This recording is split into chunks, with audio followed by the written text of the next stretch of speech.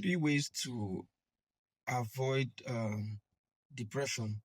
Not just even depression, because I think depression is almost like synonymous with the way we live our lives this time around. But to avoid yourself getting up to the point of what we call suicide ideation, there are three things you need to take very, very, very notice of. It's very important. You should take note of them.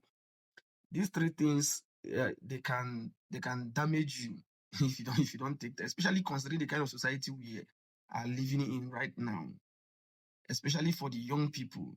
It is very important. These three things, don't joke with them. They might be very subtle, they might be very as if they are not active, but they codedly influence all of us if you are not very careful, if you're not sensitive to the kind of person that you are. One of them is peer pressure. When we used to talk about this peer pressure, it used to be once you mention peer pressure, it look as if you are talking to children or to teenagers or very young adults. But peer pressure cuts across every age bracket. Even among the very elderly, there is also pressure, this peer pressure among them. For instance, you see where some parents will be competing, probably whose children are doing better than the other children. It also happens among the elderly, probably the parents. Then you also see among the young people, that is even when you begin to see people say, okay, my children are attending better school than your children. My children are traveling on vacations and on holidays and all that, and your children do not. The kind of clothes my children wear, they are foreign. All the clothes my children wear are foreign. These things are just pressures they create for people. Don't allow yourself to be entangled in this kind of situation, because it can cause you a lot of problems. A lot of people, just like that thing they call it, pepper them, a kind of. So many people don't even do things for themselves or to actually enjoy whatever they are doing. They're actually doing it to put pressure on other people. They're actually doing it for other people to see that they are doing this, or that they are doing better, or that they are succeeding, or that they are progressing. And that is why you should be very careful the kind of people you have within your circle. So if there are people who are competitive, who want to on any small thing, or every small thing for them is already a competition. It even exists among siblings, and that is very terrible. So it begins to pile up pressures on people. There are people who are not competitive in life. Normally, they just go. So if you find yourself in that kind of circle, it becomes very challenging, and it can actually lead to suicide ideation for somebody who is not strong enough, who is not strong-willed, to handle some of these situations.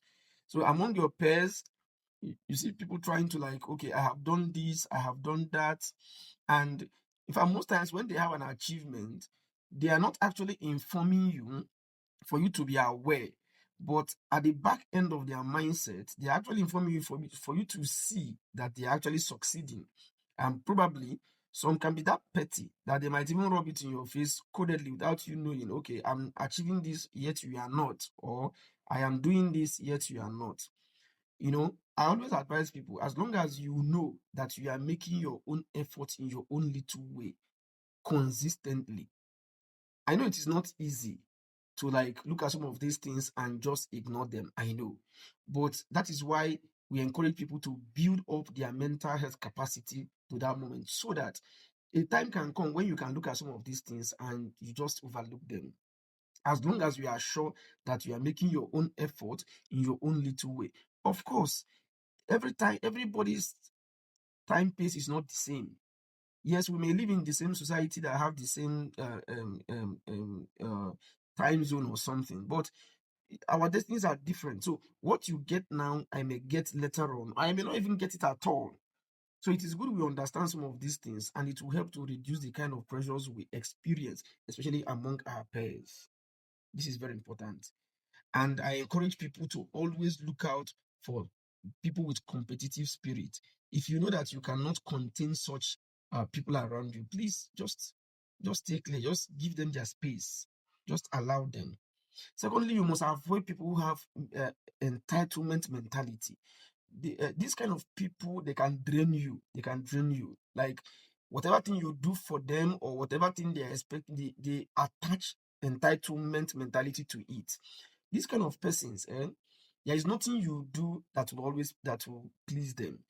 And for you to please them, you will even get to the point that you might even break down because you want to please them. These are not the kind of people that you should be associated with at all. Because, like I always say that the first rule of life existence is self-preservation. It's very important. You need to preserve your own life because it is even when you are alive that is even when you can do things for your own self and for the people you love, and for your loved ones and other people you want to extend that kind of love to. But when you are not alive or when you are not healthy enough, how would you even care for your own self? How would you even care for people who love you? So people who have entitlement mentality, you go out of your way to do things for them, doesn't mean anything to them. They hardly appreciate what you do for them.